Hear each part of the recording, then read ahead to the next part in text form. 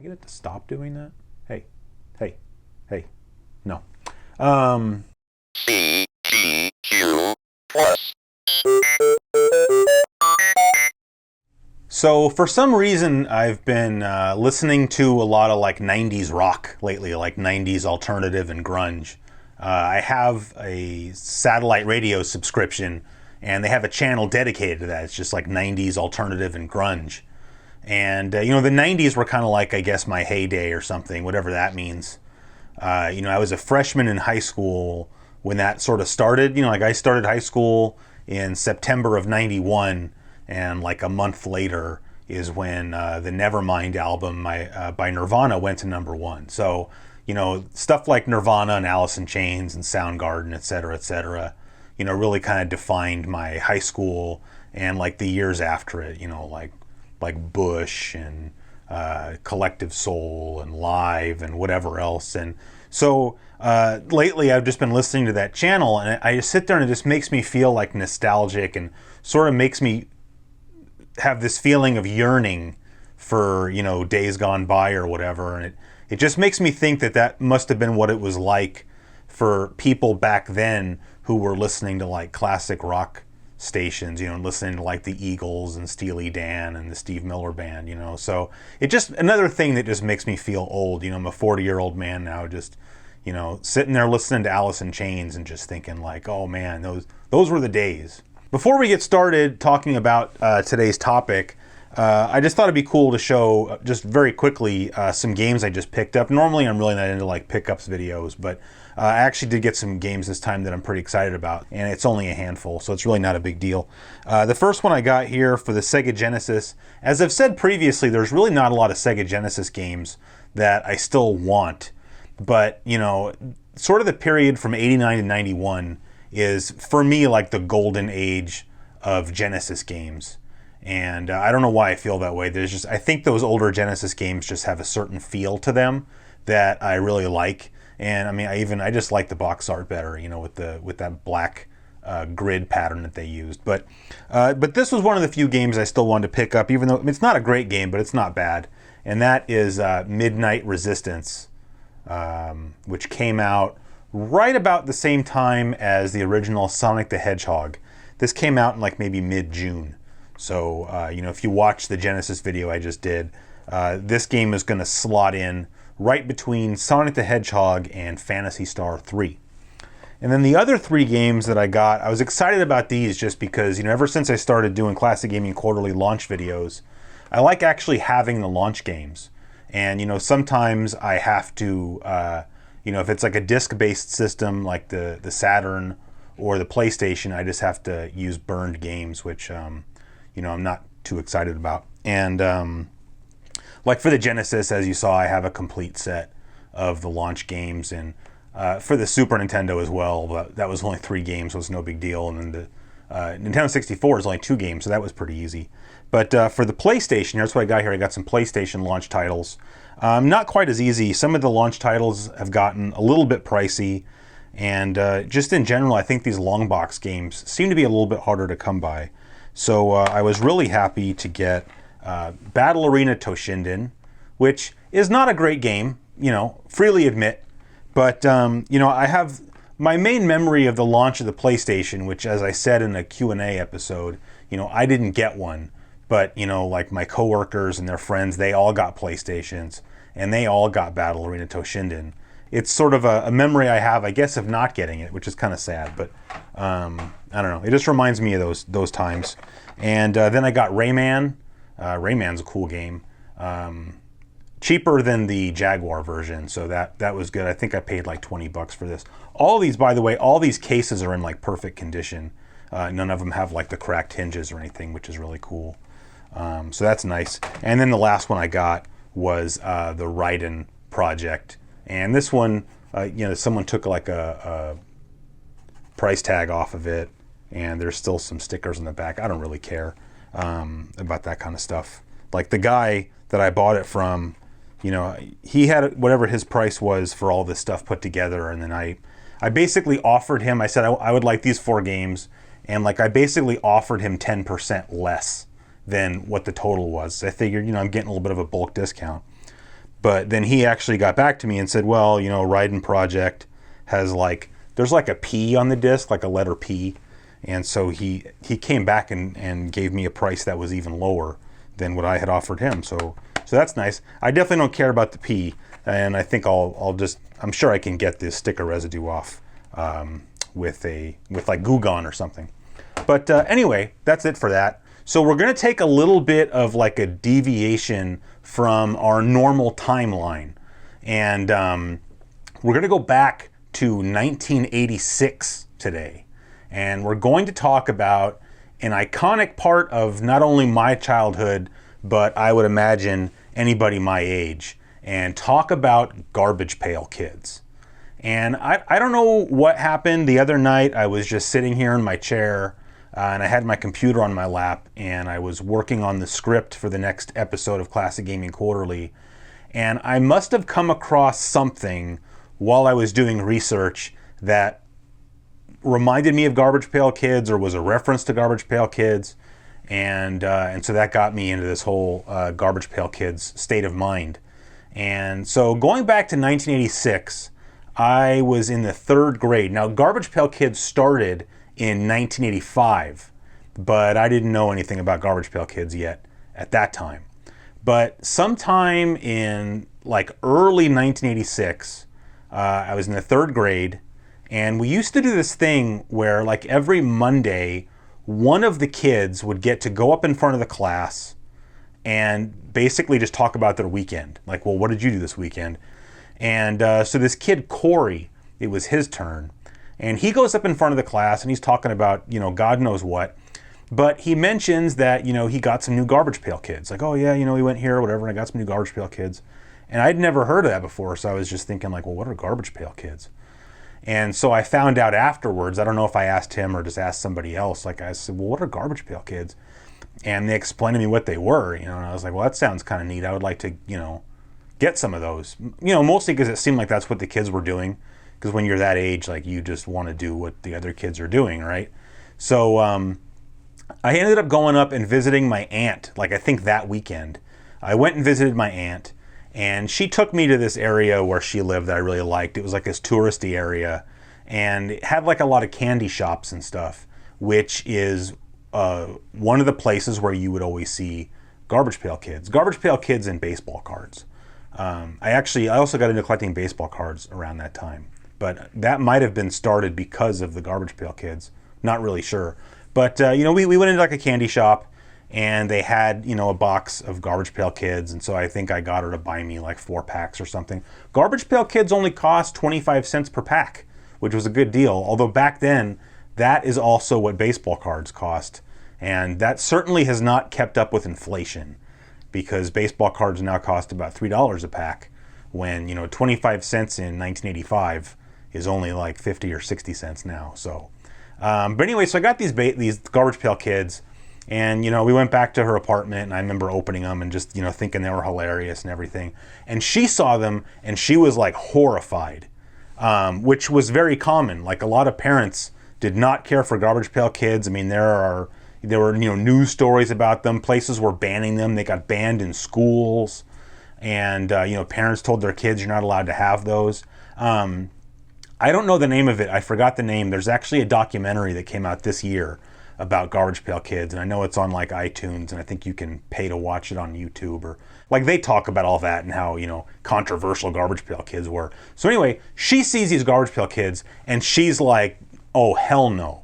And so she took them from me and threw them out, and then she actually made me promise her that I would never buy any more, which was weird because my aunt normally was not that type of person, a real stuffy person. My aunt actually was at Woodstock, so I mean, she was an ex-hippie and whatever goes along with that. And so the fact that she was losing it over these Garbage Pail Kids was a little bit odd. But the mid 80s, people's sensibilities were a little bit different than they are now. Now you see that and you're like, yeah, whatever, but we've been so desensitized that, like I said, our sensibilities are just different now. But so she threw them out, made me promise I wouldn't get any more. I was like, oh yeah, I promise I won't get any more. And then of course, as soon as I get home, I get $1 and I ride my bike to the local convenience store, and, buy more Garbage Pail Kids, because, why wouldn't I, right? And it's funny because later on she found out, like, I think she know, and when I say later on, I mean like years later. Like, I might have even been in high school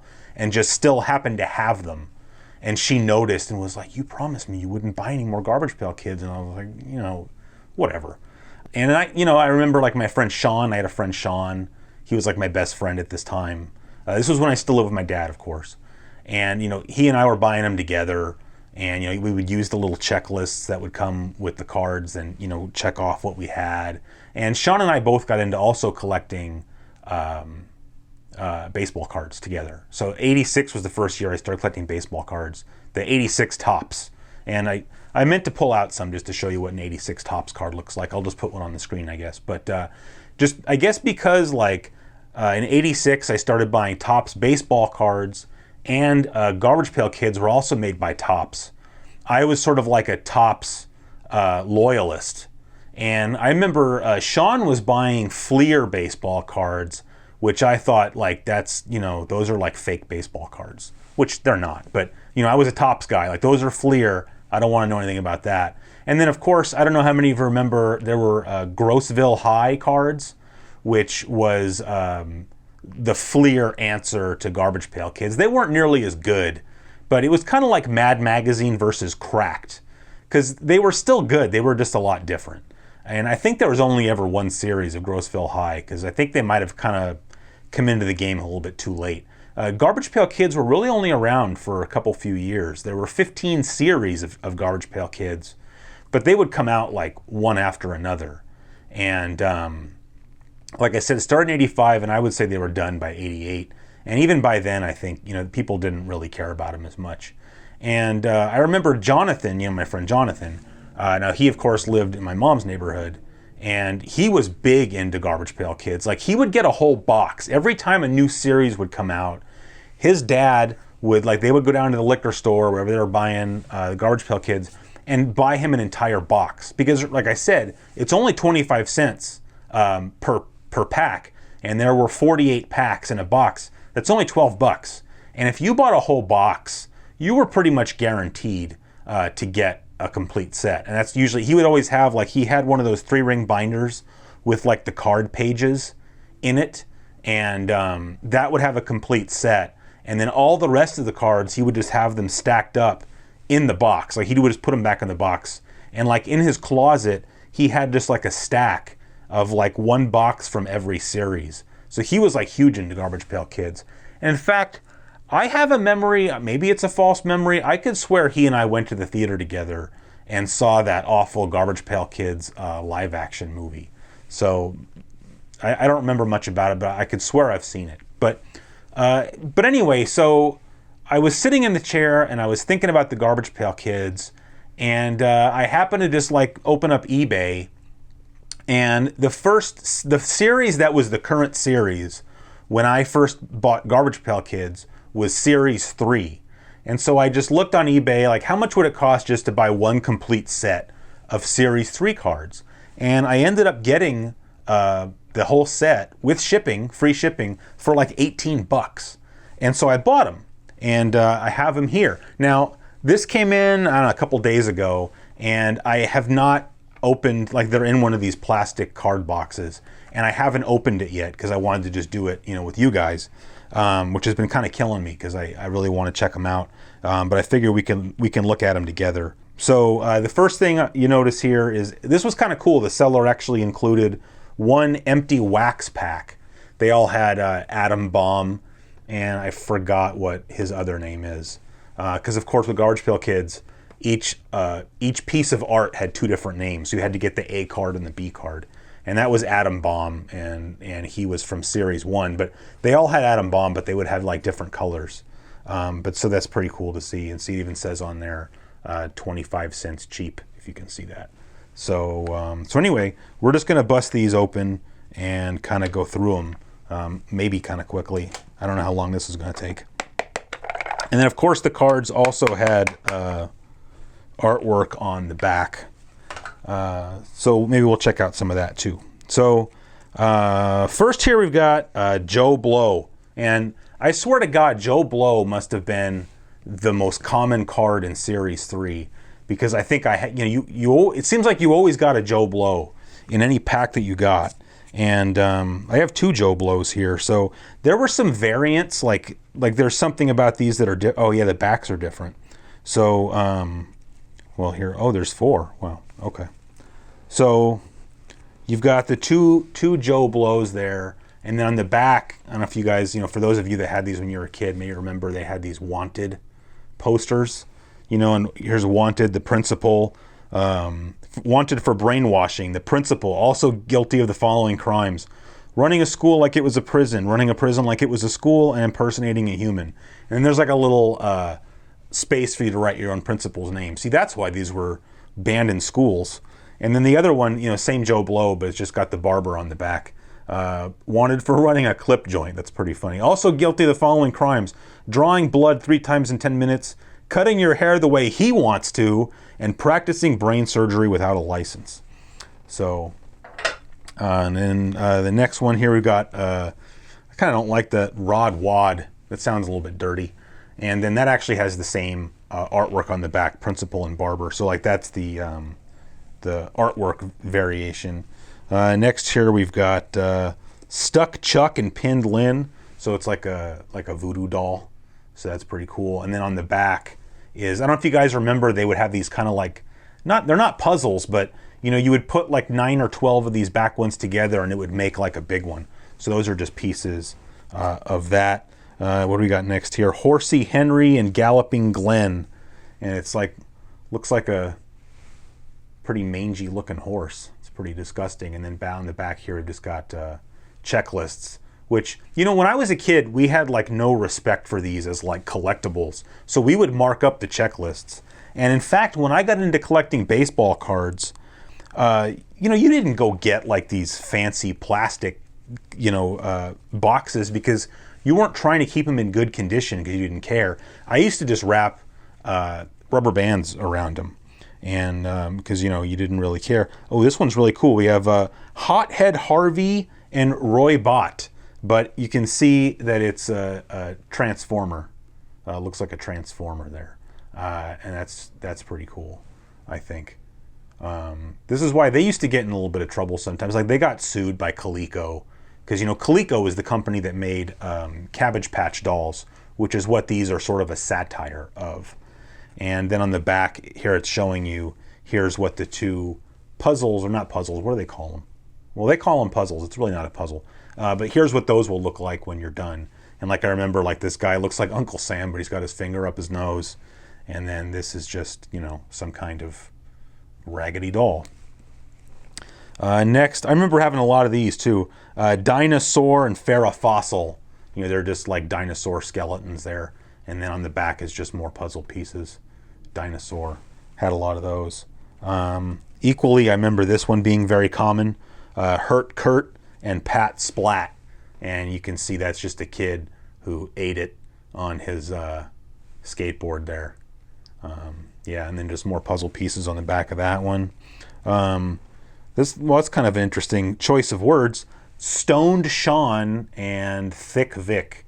And see, it's like The Thinker there by, was it Rodin that did The Thinker, I hope. And then, and then he's got he's smoking. I didn't know. Well, that kind of even feeds more into the whole Stoned Sean thing. He's got a cigarette in his hand. And then just more puzzle pieces on the back of that one. Oh man, I remember this one. Blake Flake and Hippie Skippy. And see, it's just like a hippie. And then he's carrying a guitar there, and sleeping bag, or sleep roll. And then on the back is just more checklist. I forgot how many backs it took to make a checklist. Maybe just 2. Not quite sure. Marvin Gardens. Yeah, Marvin Gardens and Spit and Spencer. So that's like sorry about the glare. That's like a fountain out of a garden or something. See, that's not dirty, right? I mean, most of these aren't dirty. It's just there's the few of them that are really pretty objectionable, that ruin it for everybody. Oh well, like this one. Speak of the devil, Drew Blood and Bustin' Dustin, and this is a kid that obviously not only lost a boxing match, but then had his limbs tied up. So it looks more like a UFC fight gone bad. Drew blood and bustin' dustin'. And then just more puzzle pieces on the back of that one. And I remember this one. So this kind of ties in to the next video game we're going to talk about, which we'll talk about on the next episode of Flashback. Grim Jim and Beth Death, which looks a lot like the Grim Reaper from Kid Icarus.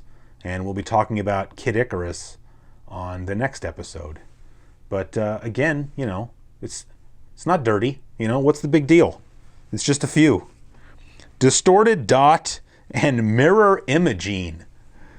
I wonder if they must have, like if the artists or whoever actually came up with the names, if they had like a book of baby names, and that's how they would name these.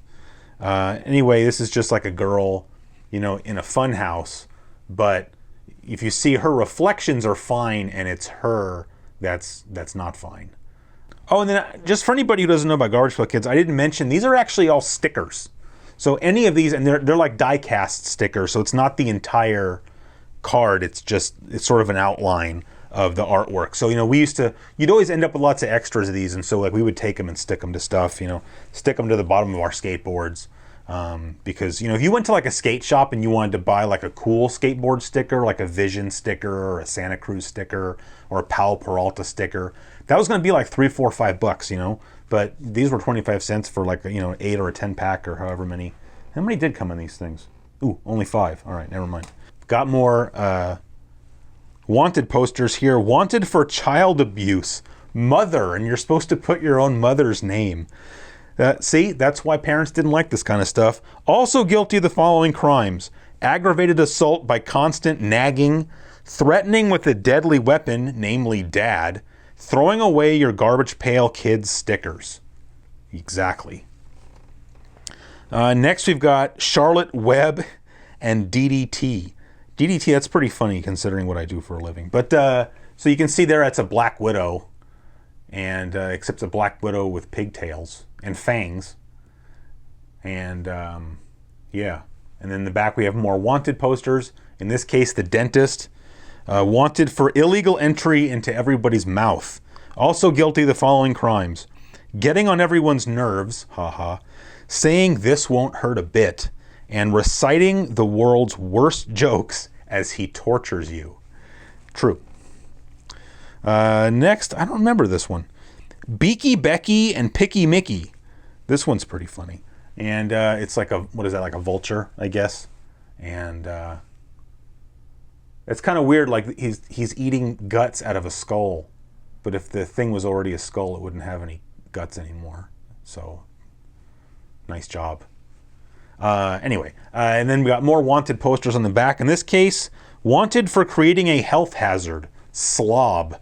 And then it says fill in Slob's name here. Also guilty of the following crimes: attracting vermin from as far away as Afghanistan, impersonating a toxic dump site, and coloring his clothing without using a dye. That's disgusting. Next we have Alligator and Marshy Marshall. And then it's just the kid looks like an alligator. And on the back we got more wanted posters. Wanted for penny larceny, candy store owner. Also wanted for the following crimes: for interfering with freedom of choice by having a very small candy selection, for interfering with freedom of the press by not letting customers hang out and read his comics. I used to do that. For always running out of Garbage Pail Kids. Well, I don't know if that's his fault. Next we have Mushy Marsha and Basking Robin. And it's just a ice cream cone that's melting with a face in it. And then on the back of that one, just more, that one's kind of gross. Just more puzzle pieces. Oh, I remember this one. This is the other puzzle. The puzzle that's not Uncle Sam with his finger up his nose. Mugged Marcus and KO'd Cody. I know a guy named Cody. And then on the back here, that's pretty grim. Wanted for bodily abuse, doctor. Also guilty of the following crimes: giving injections with elephant-sized needles, lying when he says, now this won't hurt, prescribing medicine that tastes like medicine. And then the doctor has like a bloody smock on or something, so that's pretty ominous. Next here, oh, it looks like Medusa, Wriggly Renee and Curly Carla, and it's just a chick, you know, with. Sorry, the camera keeps wanting to focus on my face instead of the thing I'm putting in front of the camera. Looks like Medusa, baby Medusa, and on the back is just more puzzle pieces. Next, Silent Sandy and Baron Aaron, and it's just the Sphinx. What's a big deal? Just a Sphinx. On the back, however, more wanted posters. Wanted for disturbing the peace, the garbage man. Ain't that the truth? Also guilty of the following crimes: making new garbage cans into old garbage cans overnight, leaving more garbage on the street than he picked up, getting all the neat stuff that your mom threw out.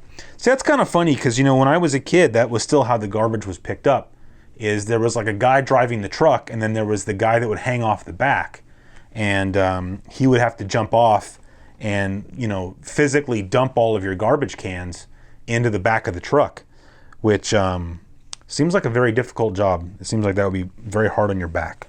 Next, Juicy Jessica and Green Dean. I like this one a lot.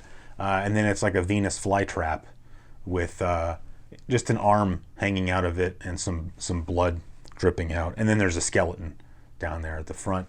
Next, Foul Raoul and Mac Quack. And you just got like a duck there who is screaming, and for some reason has bones coming out of its mouth. It's just cussing. That's what it is. Sorry. I'm a little slow. Wanted for aggravated assault, father, also guilty of the following crimes: doing his kid's homework incorrectly, smelling up the house with cigar smoke and beer, giving the cheapest allowance on the block. I should mention that in 1986, my allowance was 50 cents a week. But my dad smoked cigarettes, not cigars, and didn't drink beer. And didn't do my homework. And also, I don't know if you're going to be able to see this or not. He's glugging beer with one hand, and he has his belt off with the other hand, and he's wearing a wife beater, and there's a poor kid over his knee waiting to get a beating. So that's not nice. This one's pretty cool. Totem Paula and then Tatum Pole. All right. And then it's just a totem pole. No problem there. And then just more puzzle pieces.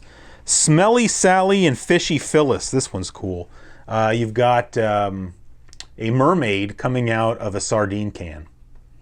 And wanted for bribery, the teacher's pet. Also guilty of the following crimes: bringing teacher enough apples to open a fruit stand, always reading 3 chapters ahead of the class in any textbook. Warning: this criminal is often known to remind the teacher that she didn't assign homework. Proceed with caution. Yeah, I used to hate people who did that. Who didn't? And then I got 4 of these too, which means we got a variant on the back. So it's Snooty Sam and U.S. Arnie. See, there's 4 of them there. I'll just show you. See, there's one. Stupid glare. Is that better? Maybe. Next, Frankenstein and Undead Jed. And you can see it's just basically Frankenstein's monster there. And he's stepping on a cat. That's not nice. Next, Liberty Libby. Oh, got 4 of them again. Liberty Libby and Alice Island. And it's just, you know, basically the Statue of Liberty holding a bag of garbage and the newspaper. All right. And then on the back, wanted for creating a public nuisance. Kid brother, also guilty of the following crimes: stool pigeon, informing your parents of every move you make. Ain't that the truth? Pest, especially when you want to hang out alone with your friends. Health hazard, leaving his toys all over the stairs. Next, this one always kind of grossed me out. Starin' Darren and Peepin' Tom. And see, it's a kid, like he's got eyeballs all over his skin. That's disgusting. I don't like that. And you can see he's got a microscope there and some binoculars and a telescope and a magnifying glass. And puzzle pieces on the back. Wow, this one's grim. Warman, Norman, and Well Done Sheldon. And it's a cowboy who had several arrows shot into him and is now being burned at the stake. Rocky and Roll and Las Vegas. And so here you can see we have basically Elvis from later on in his life when he got a little bit chubby. And on the back, wanted poster, but it's just slob, which we already did. Here we have you couldn't get away with this one now. Half Nelson and Glandular Angela. And you see that is somebody who is half boy and half girl. So that would no longer fly. Next, you've got Ned Head and Still Jill, and that is a shrunken head on a nail. So that one's a little bit graphic, but pretty awesome. And then wanted poster on the back is just Mother again. Babbling Brook and Jelly Kelly. And here we've got a girl eating a peanut butter and jelly sandwich and getting it all over herself while babbling on the phone. And then on the back here we have a new wanted poster, wanted for hoarding, cheapskate, also guilty of the following crimes, using the same calendar for 12 years straight. Now, I don't know anybody who, I mean, you can't really do that, but you can reuse your calendar like every 12 years, every however many years, and I know people who've done that. Almost done. 3 more. Broad Maud and Large Marge. Wasn't Large Marge was in Pee-wee's Big Adventure? She was the ghost trucker, right? Tell him Large Marge sent you. Be sure and tell him Large Marge sent you. Anyway, it's just a fat chick, and so that's not too PC anymore either, right? And more puzzle pieces on the back. Gluey Gabe and Sticky Rick, and that's just a kid who's gotten into the Elmer's glue and just has stuff stuck to him. Big deal. And then the last set here we have Humongous and King-Sized Kevin, and that one's pretty cool. It's like a Garbage Pail Kid on top of like the Empire State Building, so a la King Kong. So that's pretty neat. Anyway, that was kind of cool to see. I haven't seen a lot of these cards, since I was 10 or less. Garbage Pail Kids were something, it was a little passing fad that was extremely successful for Topps. And once it passed, it just kind of passed. And, I never got rid of my cards, or I might have gotten rid of a lot of them. What I used to actually do is I would take these cards and I would cut them up and take my baseball cards and just stick parts of, I would make garbage pail baseball cards. And so a lot of them got ruined that way. But, it'd be probably really easy for me to go down some kind of rabbit hole of starting to collect these things. But, I don't really have the space for it anyway. So I think this will go up on the shelf with the other items from my youth. I also brought this just to show real quick, just I thought it was cool. I found this in an antique store actually about a month or two ago. And it's an unopened pack of 1987 Topps baseball cards. And so I just thought that was cool because in 86, like I say, 86 is when I started collecting baseball cards, I along with Garbage Pail Kids. But normally what would happen is I'd be with my dad or something and we'd stop for gas. And, I'd con him into buying me a couple packs of baseball cards, from the mini mart at the gas station.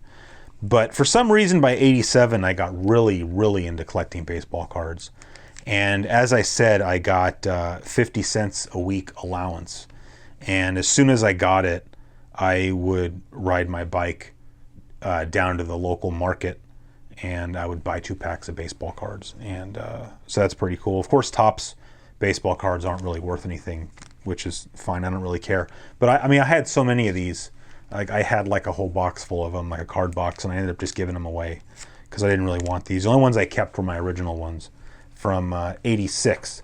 But so that's going to do it for this episode of Flashback. I hope that wasn't too boring. I just thought it was fun looking through those and talking about Garbage Pail Kids. And the next episode, I've actually got a lot of cool episodes of Flashback lined up. The next episode, we're going to get back on track, going through sort of that chronological order, of talking about video games, but also kind of not talking about video games. And as I said, the game we'll be talking about in that episode is going to be Kid Icarus. And then, of course, I'll be back living with my mom, hanging out with Jonathan. So that's going to be cool. I'm also hoping, what's the date today, actually? Today is it's not going to tell me. Oh, the 14th. Okay, today's the 14th. So I would like to get to the episode after that this month, too, because I actually wanted to do a Halloween episode. And then I was going to talk about a scary game, a Nintendo game. So hopefully there will be, after this, 2 more episodes of Flashback this month. And then, I'm still working on the next episode of Classic Gaming Quarterly, but it just takes that show is so much work. Not that I don't enjoy it, but hopefully I'm going to have some pretty big news for you guys coming up pretty soon. I just don't have it yet to share with you. So there might be a lot of videos showing up on this channel for the rest of the month. But anyway, that's going to do it for this time. As always, thanks for watching, and we'll see you next time.